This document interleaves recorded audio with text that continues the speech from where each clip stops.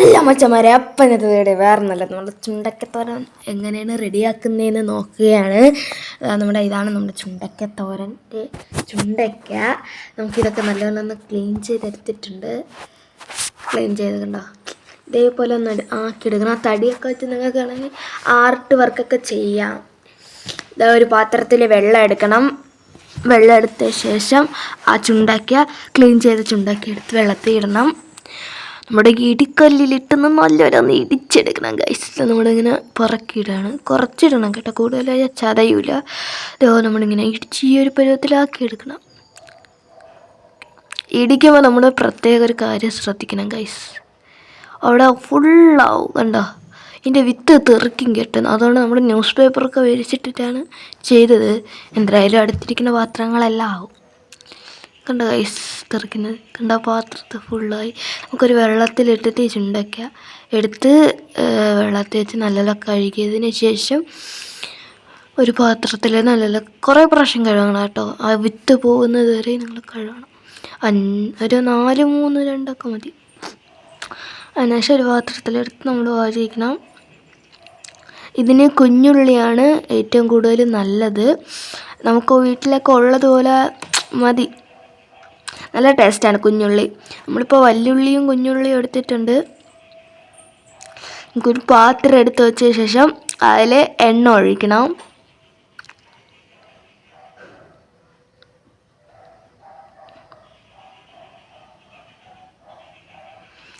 ചുണ്ടയ്ക്ക എത്ര ഉണ്ടോ അത്രയും വലിയ പാത്രം എടുത്താൽ മതി.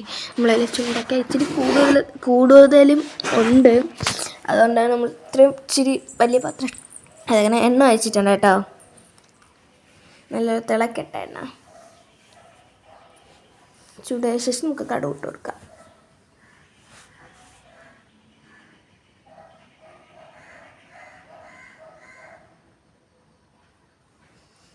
ഈ എണ്ണ തിളയ്ക്കുന്നില്ല ഗൈസ്, നമ്മൾ കുറേ നേരം കൊണ്ട് വെയിറ്റ് ചെയ്താൽ ഇപ്പോൾ കടുകിടും. നമുക്ക് കടുകിടാം. ഇച്ചിരി എണ്ണ തിളച്ച ശേഷം ഇട്ടാൽ മതി.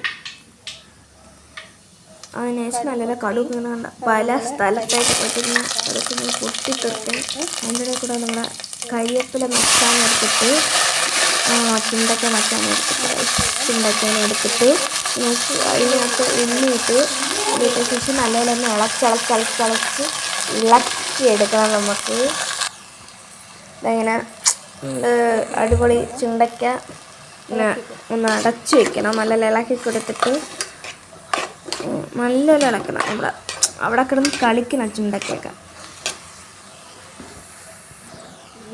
ഉപ്പിട്ട് കൊടുക്കാം കേട്ടോ, ഉപ്പിട്ട് കൊടുക്കാം. ഉപ്പിനെ നമുക്ക് എല്ലാത്തിലും ഒന്ന് പിടിപ്പിക്കാം. എന്നിട്ട് നമുക്കിതിനെ അടച്ച് വെച്ച് നമുക്ക് കുറച്ച് നേരത്തേക്ക് നമുക്കൊന്ന് അടച്ച് വയ്ക്കാം. വേഗം വേണ്ടിയിട്ട് അടച്ച് വെച്ച് വേവിക്കാം. വേവിച്ചിട്ട് നമുക്കിനി ഇതിൻ്റെ അരപ്പ് തയ്യാറാക്കാം. അതിനുശേഷം ഇതിനുള്ള അരപ്പ് നമുക്ക് തയ്യാറാക്കാം.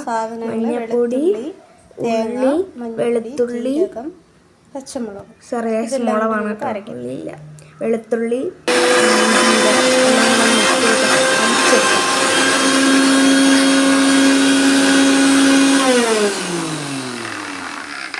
നമ്മുടെ ചമ്മന്തി റെഡി. അരപ്പ് റെഡിയായി. മഞ്ഞ കളറിന് ഞങ്ങൾക്ക് അതിലോട്ടൊന്ന് തുറന്നിട്ട് എന്ത് റെഡി ആയിരിക്കും കേട്ടോ. അതിനകത്തൊന്ന് അരപ്പ് തട്ടാം. തട്ടിയിട്ടുണ്ട് ഗൈസ്. ഇനി അരപ്പിനെയും കൂടി നമ്മൾ ചുണ്ടക്കയിലും ഉള്ളിയും എല്ലാം കൂടെ ഒന്ന് മിക്സ് ചെയ്തൊന്ന് എടുക്കാം. കുറച്ച് സമയം കൂടി നമുക്ക് അടച്ച് വീണ്ടും നമുക്കൊന്ന് അടച്ച് വയ്ക്കാം. നല്ലതായിട്ട് വേഗം നമ്മുടെ ചുണ്ടക്കത്തോരൻ റെഡി ആയിട്ടുണ്ട്. ഇതാണ് നമ്മുടെ ചുണ്ടക്ക മച്ചാൻ തോരൻ.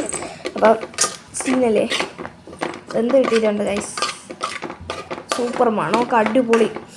ഇപ്പം തന്നെ കഴിക്കാൻ തോന്നുന്നു.